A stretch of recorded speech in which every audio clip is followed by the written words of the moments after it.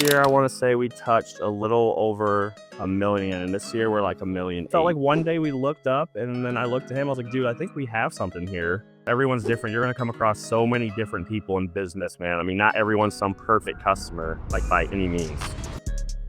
What's up, guys? My name is Emil. I am the owner of Drip Market Pros. We have a very special one for you today. I have my man here, Satori, with me. We're starting off in this channel to interview some business owners that have been super successful with where they are right now and are open to giving some advice to people that are just starting out. So I'm going to hand it off to my man, Satori. Can you tell me about yourself, your business, where you guys are? Let's just start off with that. How long you guys been in business and everything? Yep, we have been in business since 2019. We're in South Bend, Indiana. Our warehouse is in Mishawaka, Indiana. We basically service northern Indiana and Southwest Michigan primarily. We do go to Ohio often for commercial work, and we're trying to branch out to like Scottsdale, Phoenix, Arizona area. If I were to ask you, compared to where you are, actually, let's start off with this. How much are you guys making now for this year compared to where you guys were last year? So last year, I want to say we touched a little over a million, and this year we're like a million eight. Nice. Awesome. Can we start off with something more familiar with people? When you guys got started, how did you Yep. get started? What did you guys end up doing in terms of promoting yourselves? I know that it's not only you, it's you have a business partner who's your best friend that started this, right? Can we start off with how you went there? Well, we were working in the RV industry, so if you know anything about this area, that's a pretty big deal. Like Elkhart County, it's like the RV capital of the world. We were doing that for a pretty long time out of high school, out of college. We're young, so the money's never enough. So we'd get off work and we would just do a bunch of side jobs. And for some reason, we picked up a lot of paint work. And one day the phone just kept ringing. We were at an RV shop working, and he was just like, "Do you think we should just take a shot at this and leave?" And we did it and never looked back. How did you guys get those first few clients that, when you were doing side jobs? So, really, it was Facebook, and we would post in the, like, the yard sale sites or, like, like I forgot what you call those pages. It was before I think they even had ads, but I didn't see many other contractors utilizing kind of those pages, like the town pages and whatnot, so we would spam post in there, and that's how we got all of our side work, and this was before anyone was doing, like, the Facebook stuff back. It was pre-COVID, before all this got popular. Actually, since you bring that up, how was it during that time for you guys during COVID? Like, were you guys able So to be consistent? Oh, yeah, that's when everything kinda blew up. Now blew up compared to now is like nothing, but for us, I mean, we were like it was crazy busy, we were working every day. It was a weird time because it was kinda taboo to be in people's houses and whatnot, but I mean, everyone was very welcoming, everyone we were doing work on everyone's house. I mean, it's when we really, like, I feel like it took off. Did you start off, working in your town, or were you getting, like, hits from other towns when you were on those, community groups? We're pretty connected. We're pretty social, pretty connected. So it was like, Granger, Elkhart, South Bend, Mishawaka, Goshen. We were bouncing around. After you were able to go through the Facebook groups and, connect with some people in the community, were there other things that you guys were also doing on top of that to be able to grow the business? Hmm. No, because I would say more during that time, we weren't necessarily businessmen. I think we were just more so young hustlers. Yeah. So we were just like head down, blindly going. Um, that's a good question. I feel like I don't know. I just felt like one day we looked up, and then I looked at him. I was like, "Dude, I think we have something here." Like, the phone's always ringing. Maybe we should start hiring people, and then that was a whole other thing. Speaking of that then, what made you guys decide to start hiring, and how was, like, your first experience ever hiring somebody? Well, being that it was the first time we'd ever hired someone, we didn't know what to look for in someone. We had no idea of like culture, and we're just trying to find a body to help us that can paint or you know do some carpentry work. So it was rough, man. It's been rough up until about recently, to be honest with you. Yeah. Hiring process. Would you say, like, what were the reasons of saying that this guy is someone that we definitely, like, can hire? Like, what were those key points? Are you saying like now or then? Well, let's compare then and then what you guys are doing now. Hmm.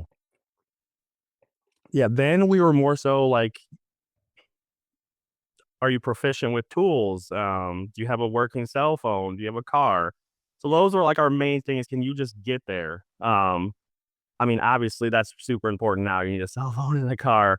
Right. But I think now we look like for more values in a person. Like, my big thing is, do they believe in us or are they just using us for a paycheck? And it's hard to think like that, but that's kind of been more of my philosophy. Like, do they want to be here? Do they want to help build something? Do they believe in us? Or are they just clocking in for a paycheck? And I think we've been kind of going through an overhaul lately where uh we've been trying to transform our culture, and we're letting go kind of the older way of doing things and just trying to do it a little differently. Can you elaborate on that? What were like the older ways that you'd say is that you were doing it before that you're changing now? Like we'd have guys who would just constantly be screwing up on jobs, putting out bad work, bad attitudes. We don't have much business experience, so we would just go behind them quietly and clean it up, and it would just keep going and going and going. And after a while, I mean, you just look around, it's this mess. Oh And it's man. not good for business when, he needs to go run sales, and I'm more of like a visionary and I'm trying to grow this thing. It's like we can't move forward if we're focused on Right. all this like BS on the back end. So I can definitely relate, like, when you have something that you need to get done, and then somebody just does, like, a half-ass effort for it, it yeah. ends up making your life a little bit harder because now you gotta undo what they just Yeah, and I'm getting shitty texts in the middle of the night, and I'm getting texts about them wanting money, but the customer hasn't paid because the job's not done right. It was just there was a lot of that for a while, and I mean, I'm just done with it. Like, we can't do it anymore. You know what? Let's get into that. Let's talk about, like, some customer, like, horror stories that you got that Oh, was related to well, let's touch on 2 things. One, you guys, like, you messed up and then you had to go back to, and then the other one that you guys had, you guys did everything right, but they weren't really, satisfied with what they're looking for. you'll always have I think there's sometimes customers that they're trying to cheap out or not pay. Mhm. I mean, we've been doing this for a while, and we work every day. I mean, we rarely even take holidays off. We've dealt with some stuff where you just can't make someone happy. I mean, I think everyone's probably done a little bit of that. But we've also had some guys who's put out some bad work. I mean, I'm trying to think. There are some horror ones. There's a roofing. We have a roofing business too, and there was just a terrible one with that. Like it was crazy. Okay, I was getting calls like he called me at 11 at night. I sent him like a reel that we did, like, hey, and he caught something that he thought was like in the proposal, but it wasn't. Mm. And I mean, he called me cussing me out. I mean, it's 11 o'clock. Like, I mean, going off. Like, I've never been talked to like that in my life. And it was a big money job. And there's a lot on the line, and we had a schedule to keep. And I'm not gonna say I wasn't gonna. Obviously, I wanted to like, explode, but Yeah. I kept calm, and I just heard him out, and I kind of heard his message through all the bullshit. Like I heard his concerns. Mhm. The next day, we just went and fixed them, got paid, and just moved on. But it's a lot of that, man. Like you just got to see through. You just got to hear customers out. Everyone's different. You're gonna come across so many different people in business, man. I mean, not everyone's some perfect customer, like by any means. Right. Would you say that it's harder to please people, especially when you get the project done, or is it easier to please people when you get the project done? Hmm. I think we do a pretty good job, man. I think we offer a lot of extra, like, added value, and we let the customers know about it generally. Mhm. Like, say they want us to paint the trim or something in the house, but we notice it's not caulked and stuff. Well, we're gonna go caulk it. We're not gonna charge, but we'll at the end, we'll let them know all of the added value that we brought to them. So I think it's easier to close, jobs out when you go above and beyond, Mhm. and that goes back to the culture with some of the guys that we had in the past. It's just like it was bare minimum, bare minimum, bare minimum on top of bad work. So it was just like that's not gonna work. And it wasn't working for us clearly. And that's why we made the shift, kind of like just let some guys go, kind of skeleton crews and reevaluate. How many people are in your team now? So we're running like 3 sub crews and then employees 8. Okay. So how long has everyone's or who's the oldest in there in terms of being an employee for you guys? Like, do you guys how long have they been there with you? I would say one of our sub crews has been with us the longest, like 2 years. They're one of our better sub crews. They bounce around from a few different companies, but Mm. which is also weird. That's a new thing to me. They go to competition, come back, but it's worked out. But we kind of cleaned house, man. I mean, we had a guy that we just let go. He was with us, I want to 4 years, 3 years, but Mm. it was just the same thing over and over. We were repeating ourselves over and over and over. And I was just like, this isn't what we're looking for long term. And if we want to change, steer the ship a different way, we have to do it. And it wasn't, I mean, none of it's fun, dude. You get to know these people, their families, like it's hard, dude. Running a business is rough, man. Like it's rough. Yeah. Especially like when you have to make the decision of like, you know, like you said, they have families, they have people that they need to look after, but at the same time, it's like you can't really perform with the quality that you are looking for as a business owner. Yeah. If it means in the sacrifice of, you know, just a few people that are not really performing into the standards of what you set, right? Yeah. Yep. And then they'll all go online and they'll bash you and this and that. And like, just like, oh my gosh, dude. It's nuts, dude. Running a business is nuts. So would you say there's a decent turnover when it comes to finding employees? Like, 'Cause do we go through a lot of people? yeah, Yeah. Lately, I mean, it's slow season, but we've been, a lot of people are reaching out because it's slow everywhere. We're pretty steady. We're steadier than we've ever been. So we've been kind of just like, I've been interviewing and vetting people that call, but I mean, there's a lot of people calling for a job. So good. Let's talk about that. I know we talked about it on our first time chatting with each other about yep. this season. What would you say? How do you keep yourself busy as someone that is just starting their business and they don't have not that much clientele right now? Yep. What would you recommend, like especially when we're in the middle of the slow season now? Yep. So I just posted about this on my personal Facebook. This is like the most important time, in my opinion, is when you're not go, go, go, go, go, go, go through the busy season. You have time to sit down, refine processes, SOPs. I'm Yeah. crazy about that now, which we've been doing. I mean, I told Kyle and I have this huge spreadsheet now, but some of that, refining your marketing tactics. I mean, this is the most important time. So, like, one of the things I did is I dedicated every Sunday during busy season to reach out to builders, reach out to um, uh, shake realtors' hands. Like it was dedicated to building my slow season up. Mm. Like not worried about what's going on now. I'm trying to look towards the future. It's paid off. I mean, it's paid off. I would say last year there was a 2 month stint where we probably didn't have a job going. I mean, it was crazy. Mm. And now we just have like boom, boom, boom, boom, boom, boom, boom, boom, boom. So like another thing we did was reach out, find some realtors and get in with them because when people there's people buying houses right now during slow season, well, they're gonna want their houses. I mean, you just start hitting on a bunch of little things, and eventually it starts snowballing. Right. Would you say realtors are your biggest clientele? No, nope.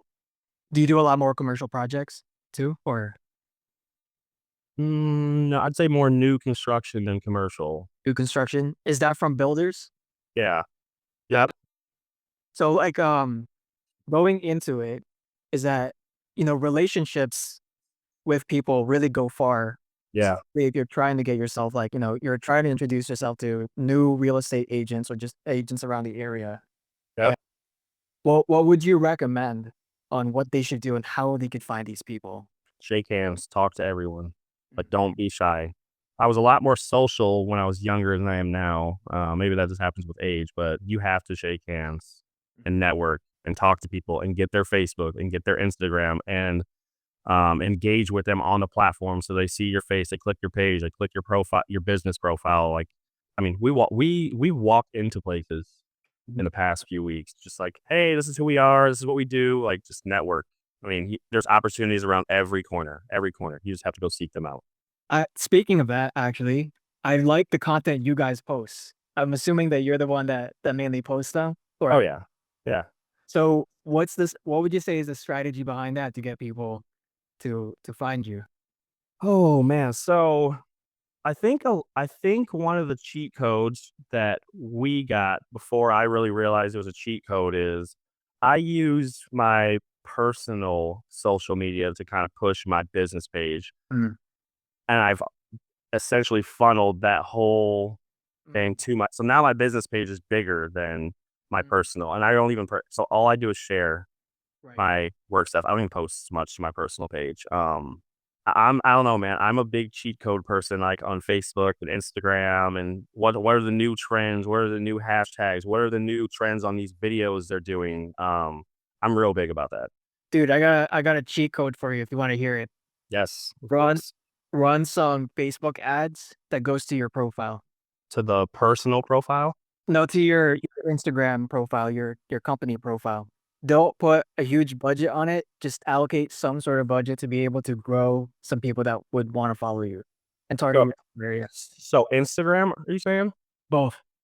So Good. we did Facebook ads last year. I want to say we spent $70,000 on ads. And it always delivered. I mean, always. It was insane. That's when we like went to the next level was because of Facebook ads. Gotcha. Um this year was very strange. I looked because I was preparing for this. Yeah. We only did about 12,000. Like we barely ran ads. I mean, we were just swamped. Like Mhm. I mean, I don't know. I mean, I do a small campaign on the next door at like 150 a month. We tried gosh, what's not Angie's. It'll come to me. Huh? Jobber? No, Yelp. Yo. Um, we got some jobs off there. I don't like that. I feel like that space is a little bit like negative or like complainy or quick to leave bad reviews. We didn't get one on there, but the crowd on there is a little strange. Yeah, Not for me. let me ask you about that because you're not the first person that told me that they've tried Yelp. And I want to know, I guess, like your experience from just using it as a way to get new business and like I guess just the results. Nah, I mean we got results from it, but I felt like a lot of the leads were like bots. Like I don't feel like it's a very good app for lead generation at all. Like What about Facebook is the way to go. mm, what about Google? Have you guys done anything with Google? Nope, never have. I mean, Gotcha. Facebook always just works, so I was like, no need. So I think this year the plan is to kind of consistently run Facebook ads because, like I said, we didn't do it this year and we were busy. But in in theory, my theory is, well, if the phone continues to ring like it did, and we had this other pile of leads coming in from Facebook, Mhm. maybe we can maybe not double what we're doing, but if we can just get, like I said, we hired a project manager, we hired a second sales guy, and we're doing like Katie Simmons, Tech Brushworks. She's gonna field all of our calls, do our scheduling, and we're using Drip Jobs. So I'm slowly building this structure. That's So like cool. the last piece is just finding good guys that'll ride with us. Then I think it'll be pretty prosperous for everyone. Dude, like I want to ask you, you said you spend 70 grand total on Yeah. Facebook for a year. Yep. How has that been? I guess can we dive into part of that strategy on how you guys were able to get leads off of Facebook? What do you guys do differently? I mean, I'm not I'm not really like not like a cocky person, but my marketing's pretty fire. We would run those videos, dude, and it was just like hit, hit, hit, hit, hit, hit, hit. And at first, when we first started last year, a lot of the companies were just doing the pictures. And I was just like, no, no, no, let's do these videos. And my videos at first were trash. Like, when you first start, you know how it is, but they worked. And I just kept doing it. And then it was just better, better, better, better, better. Now I feel like everyone's kind of caught on to the videos, but they're not going to catch me. Are you so how long have you been running Facebook ads now since since you started? I would say this is year two This is year 2. Is Facebook ads what helped you guys grow more exponentially? easily. There was the leads. So we'd hire so many people. I mean, I want to think at one point there might have been 30 people working here, and it was we would have 6, 7 job sites going on at once, and as soon as they were done, they were going to another one. Mm. Um, which there was a lot of problems, like I said, because I mean, how can you manage that with just this? I'm trying to do marketing. and operations, and he's doing sales, and like Right. it was a mess. So this year, the beginning of 2025, we kind of tore everything down, scaled back. Um, and from what we knew, I mean, you don't learn this stuff in school. Like, how do you know? So we just kind of were brainstorming and tried putting some structure and some systems in place. And I think we did pretty well for ourselves. Mhm. With what we had. And like I said, I went to PaintCon and Mhm. kind of got to meet some guys and see all these systems and processes. It's like, whoa, what are we doing? I don't even know how we've gotten this far. Like, we've been going this long like this, and there's all this great stuff out here, all these software, CRMs. Like, I was like, wow. Dude, to be honest, like going to those conferences, you really feel like you're a small fish in a big pond. Oh yeah. Oh yeah. I loved it, man. I was like, finally. I was like, oh, I get bored around town here, man. It's just boring. There's no one like pushes each other. It's all just kind of jealousy. And I went there and I was like, I posted that on my Facebook. I took a picture of the outside, but I was like, I am a small fish here.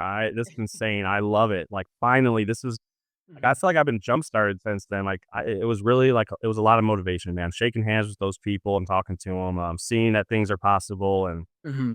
I think that was cool. What would you say is the biggest advice that you got from the contractors there? Ooh, the biggest. There's a lot. There's a lot of good stuff. Um, hmm, that's a good one, man. I don't know. There's a lot. I, Name me a few that stuck to you. um, okay. Having a CRM for sure, and it seemed like a lot of people use Paint Scout and Drip Jobs, so we chose Drip Jobs. And we finally have got it dialed in to where like it's kind of AI and it texts a customer like a cool feature in itself. And it's just really simple, but it just makes so much more of a difference. Um, like it'll text the customer in the morning, like, "Hey, the crew will be arriving between 8 and 9." It's just a ton of little features that just show how professional, Mhm. shows professional, not amateur hour. Right. Um, so that was cool. It was really just the systems, man. Just because I've always been a big systems guy in my brain, but I never could like just figure it out in the paint world. So like when I was just sitting there, I mean, I was locked in the whole time, like a sponge. I didn't think any of it was a waste. I loved it. Just hearing the stories and how they do it and taking notes. I literally have it all right here, all the notes I took. I mean, I was into it, man. Like it was good.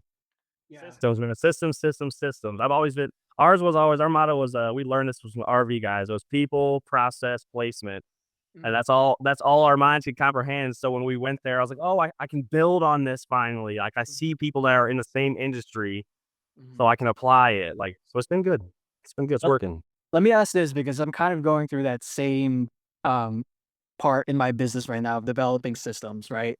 What would you say is like it's easy to say to build systems, Yes. but it's another thing too to actually put it together and make Right. use it.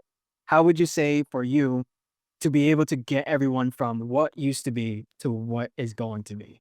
So this will kind of touch more on like personal development. I will say being a leader is super important. In the Mhm. past like 4 years, um, on paper, I've been a leader. Like I'm the leader of the company, but I wasn't practicing those qualities.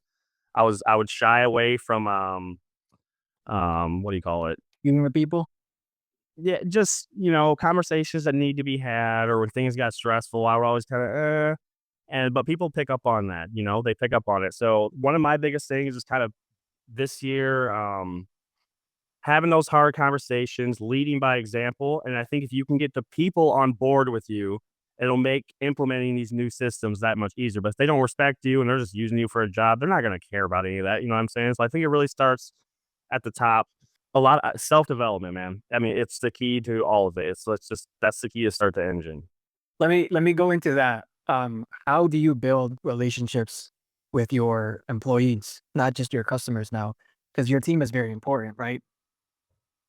Well, we don't necessarily, we kind of started from scratch, man. We don't really have some, I've known, the sales guy, well, one of them was my best friend. Corey's, I met him at a factory, and I mean, he's a salesman by trade. He's great with talking. Awesome.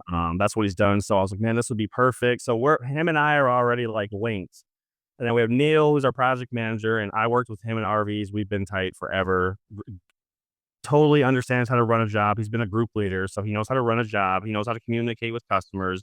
He takes being a father and a husband and a man very seriously. So he's already on that growth track. So we're like locked. So management team is locked right now. We're trying to find guys, man, that are just on the same page with us, and then we're gonna rock and roll. So, but I can't give you any info on it because we haven't got that far yet. Oh, no, yeah, I think this is part of also the growth of where you're going in the business now, right? To be able to reach, new numbers in 2026, we have to be able to understand how the structure performs because like you said, systems is the major key of being able to provide more success in the future, right? Yes. Yep. And with systems in place, my follow-up question with that is you have your team. How do you guys communicate with each other? Like on a daily. Yeah, so like let's just say let's talk about someone that just started hiring some people in their business for the first time. What would you say is like that keeps you more efficient when you're talking with your team to make sure that you're getting the job done right and also in a timely manner? A project manager. What Mm. you ha Now that I've been doing this for so long, I don't know how we got here or how. No wonder my hair is falling out and turning gray. Like, you have to be able to have a project manager that's dedicated to making sure those systems are well oiled, everyone's doing their job, and keeping an eye on it. Because in the past, we've always implemented stuff, and it starts real good at first, and then as all right, I'm gonna leave it, and you go over here. Well, it's gonna need maintenance, and you can't always be there, so you gotta have a project manager, or I mean, you're just gonna be running around like a chicken with your head cut off, and it's not gonna be fun. Because I mean, dude, last year was not fun to me. I didn't find it fun at all. It was terrible. Well, you mean ever like, well, you did 1.8? I mean, that sounds great, but I mean, I didn't know what I was gonna do some days. I mean, I was up all day. It was crazy, man. Let me ask you into that, and we're gonna go in touching more into the personal side of business. How does that affect you personally on like you got a lot of things that you need to do. Some Mhm. days try to stay up and like, talk to a bunch of clients or even employees, planning out everything. How has that affected your life in terms of family, being able to develop something bigger than let's just say yourself? Yeah. Um, it's been it's been a journey. For me personally, it's hard to keep a significant other because I've always been really driven, so Yeah. I don't mind. Like, what, it's 7 o'clock here right now, and I got stuff to do after this. I don't mind it. It doesn't bother me one bit. If I'm working towards something or I see a goal, I want to just immerse myself in it. I've always been like that. So I have 2 kids. That's been rough. There was a lot of, I wanna say my son's first year of his life, I just wasn't around for, which, and I was talking to my project manager because he was like, "Well, you got to go pursue your dream," and I was like, "Well, you got to sit there and kinda watch your kid grow," and I was like, "We're both," I would trade you. Now looking back, I mean, it's rough, dude. It's a give and take. So I have a stay-at-home nanny, so when I'm here, I get to see them, and it's pretty cool. I've kind of tried to mold things to where I'm just around if they need me, but yeah, I'm on the go. I'm on the go. I can't. My dating life's bad because of it. I would say last year my health was really bad, really bad. And it was actually my ex girlfriend who kind of like slow down. Like, she's like, your breathing's bad, your sleeping's bad, your weight. Like, dude, I would just like not care about anything. I'm on the go. I'm eating McDonald's. And then, yeah, so, like, this year, I've been really focused on, like, eating better, going to the doctor. I think, a lot of guys probably don't like that. Yeah. Um, you know, reading, taking some sort of time for yourself. I mean, that's super important, man. Well, honestly, chiming in too is that like, growing a business is not easy, especially like, I'd say I would have some same qualities as you is that like I'm very driven. I like to push beyond my limits pretty much and really get to the next level or where I plan to be. The Yep. hard part is that it's the sacrifice of having time. Yeah. But the way I look at it is, as essentially, in a way, I know I've been doing it wrong. We've learned that, but you're buying your future time because, like, all these people are going to be working 9 to 5s, and Are they going to have a savings for when they're older and this and that? Like, I want to be able to kind of watch my kids when they're older grow into adults. I don't have to go work every day because, like, there's days like I'm not going to say there hasn't been days, man, where Mhm. if I want to, I can take off. I know the next day is not going to be fun, but I can stop.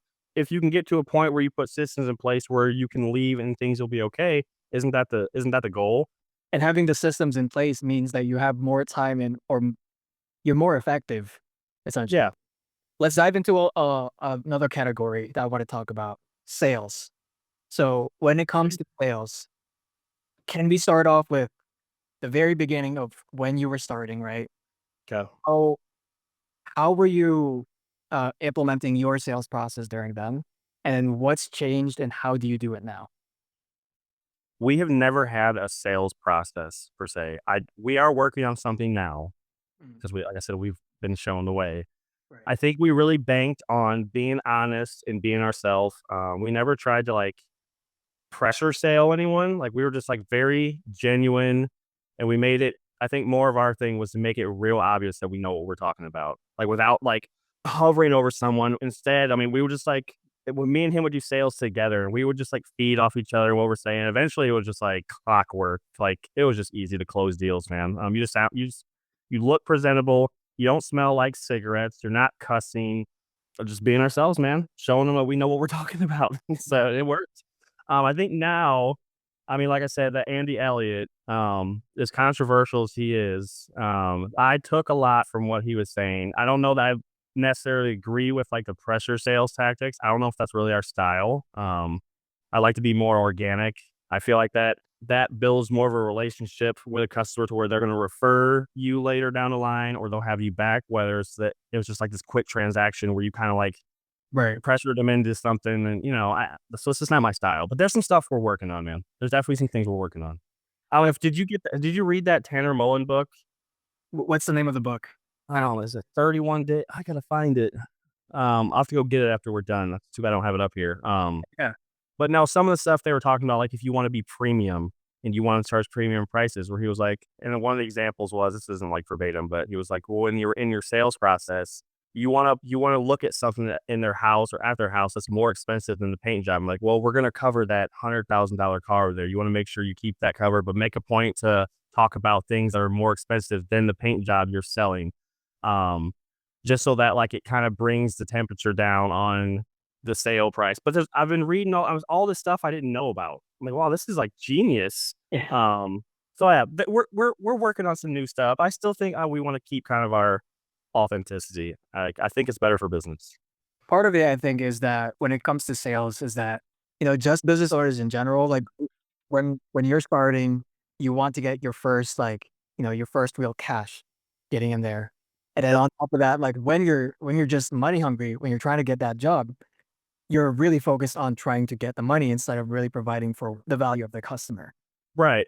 Oh, that was definitely like that first because we were money hungry. We left our $2,000 a week job. I Mhm. mean, there were some weeks we didn't make any money, man. It was, you know how it is. Like Yeah. I mean, we would go into some huge house. There's a lot of money around here. There's a lot of money. So we would get these opportunities. I mean, we would just fall flat on our face, stuttering. They would bring something up. We didn't know what we were talking about because we haven't done it long enough, or we would give like wrong answers. I remember those days. They're humbling though. They're very humbling. Let me ask about that. When you were there before and you were stumbling and didn't know how to like say the answer, how has that affected like your relationship with that person that you were trying to close? Were you able to get them to, work with you, or you never heard back from them again? Oh no, we never heard back. We weren't qualified. I mean, looking back, like it's easy to be like, oh well, screw them and be mad at them. Looking back, we weren't qualified. Mhm. They shouldn't have hired us. To be honest with you, we didn't know what we were doing yet. I mean, there was a lot of houses, man, where it was trial and error. I mean, a lot. When you just you don't know the industry. Yeah, it was a lot of trial and error. So like, it was always a learning curve and building, and we didn't look at it like we were mad at anyone or it just comes with it, man. It's definitely, I'll say, an emotional struggle in the beginning. Oh yeah. Like, one thing I want to say, for those that are listening, it's business is not easy, and there will be a lot of times where you have to deal with thinking logically instead of thinking with your emotion. Oh, for sure. That's the key. You have to. If Yeah. as soon as you let them emotions out, the stack of cards start to tumble. You can't do that, man. I mean, yeah, you can't do that. Well, I think we've probably had some times where we were more emotional when a customer was getting on our ass, kinda like I told you the phone call where I just kinda ate it, and just took the emotion out of it and just heard what he's had to say. My kid's laying next to me, and he's just calling me a mother effer, and you're trying to scam me. I was like, "It's 11 o'clock. I'm not trying to scam you. I'm just trying to get the job done." But now there was when we were younger, man, we probably would spat back, and that's also not especially not in today's day and age. I mean, they're going right to the internet. They're going right to the internet if you wanna clap back and have an attitude, and that kinda ties back with some of the guys we used to have, like, it was just, like, damage control all the time with the bad attitudes. I'm like, "Dude, you cannot do that. You have to think. Mhm. This is like this we do not need to be emotional here." Do you still go into the sites and actually paint yourself, or are you focused a lot on the marketing and the vision now? I'm focused on the vision marketing 100%. Kyle, our sales guy, just did. He's more of a he likes using his hands. He likes working. So it's slowed down a bit and we're not getting 6 calls a day for estimates. So he was like, I want to go do this job. I was like, okay, that's fine. You can go ahead. But he's cool with it, but I no, I'd rather not. I don't. I think my time's, better spent building systems and refining things and different tactics. That's Well, my thing. what got you out of doing the actual work? Like, how I don't really remember. I remember one day I stopped. I felt guilty when I stopped. I was like, "Oh, all these guys are like, well, screw this guy. We're leaving. He thinks he can just." And I remember slowly backing away, and I mean, we got to the end of the day every day. I'll say that. Wasn't always pretty, but I don't remember the day where I kind of was just like, I'm not doing this anymore. Which was it kind of sucked because Kyle, I think he probably, if I remember it right, he kind of stayed in it. So that was like a big test. I didn't know how he was gonna react to me kind of stepping back so we could grow, but he was still the ace, so we still needed him to continue working. So like that really battle hard in our relationship. And then if I remember, I want to say at some point last year, I went over his house and I was like, okay, you're done on the tools. Like, you need to go to all these estimates and we'll just give you a cut of every job, like a percentage of every job. And then he just, okay. And we just did it. And then it just worked out. I mean, it kind of, it worked out for what it was, but Would you say, I'm trying to figure out what the right thing to say is like those projects, it's like it's not easy to kind of get yourself out of it, right? mm-mm. Especially when you get to a point that you are in that midst of getting yourself out of it. How has that like made you think about the business when you were at those steps of like, okay, like I'm not doing the actual paint jobs anymore? Like, are you saying in the sense that, Like let's just say you just got your few guys yep, and they are running the show now. They're going into houses, they're running the yep, show. yep, Where were you spending your time when that was happening? chasing behind them. So for us, like I said, we kind of did all this blindly. When we finally got out, well, then soon we learned that they're not going to do it the way we did it. They're not going to care the way we care. They're not going to go the extra mile that we are going to go. So when they'd be done at 6 o'clock, we would go do all the little extra stuff. And there was a lot of that for a while, just because I don't know, we thought, why aren't they doing it like we do it, or why don't they want to do it like we do it? Which is like at a certain point, we didn't get callbacks. There was no like, oh, come look for touch ups. There wasn't. We did the touch ups. Like, we knew what we needed to do. We had our little system and we got it done. And when we couldn't get them to care as much as we did, it was just like, oh, everything's gonna fall apart. So it was just like half managing, half running back, half managing, half running back. I mean, that wears on you. So you can't like focus on growing anything Mhm.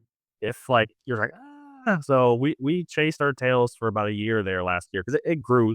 I mean, we had no business running 6, 7 jobs a week. No business. Would We made it happen. It was rough, but I would never do that again. what got you out of that having to run back and forth? The stress. I mean, the stress. We were doing it to ourselves, and we knew after a while the money just didn't matter. If that's, I was like, if this is what it is, I mean, it doesn't matter how much money I make. I don't want to do this. Mhm.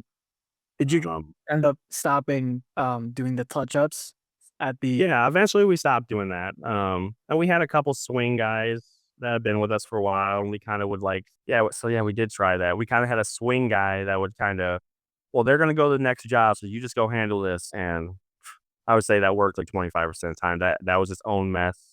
Don't ever do that. Yeah, that's Very good. it doesn't work like you think it would. In theory, it sounds nice, but especially when we don't have SOPs like you were talking about, then it really doesn't work when it's just a free for all. I mean, everything was a free for all then. So we didn't really have any systems. We knew every crew kind of had their style. Mhm. You can put this crew in this nice house, but you can't put crew B. So A can go to this nice house, crew B, you cannot put them in a nice house. You're gonna go put them in this trap house on the west side though. And this crew can't do any drywall touch ups, so they can't go here, so they have to go outside and stay in the stack today. That's kinda we kinda just tailored to what our guys were good at. I would say that's what kinda kept us afloat, but that's only gonna get you so far. Is that what you guys are doing now too? Or I think everyone sorta kinda does that a little bit. Like, you have guys that you probably can't send. We have some guys that are more apartment painters than they are $1,000,000 house painters. I think everyone kinda has a little bit of that. If you run multiple crews, you're gonna have your A and B team, you know? But no, not to the extent that we were. Not at all. yeah. All right. So I'm gonna end it off with a few advice that I want to ask you for people Yep. that are starting out. My first one that I want to ask you is when someone is just starting out, what is the first thing that they should do to be able to, start successfully?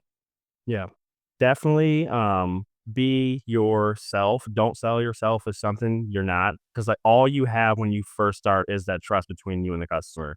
When you're already slightly behind every other company that's been doing it for a while, so, I mean, at least you just have their trust. If something goes wrong, you're not gonna dip out on them. You need to make it really known to them that you're with them, and then you'll get the job done. I think that's real, real important. It'll get you really far.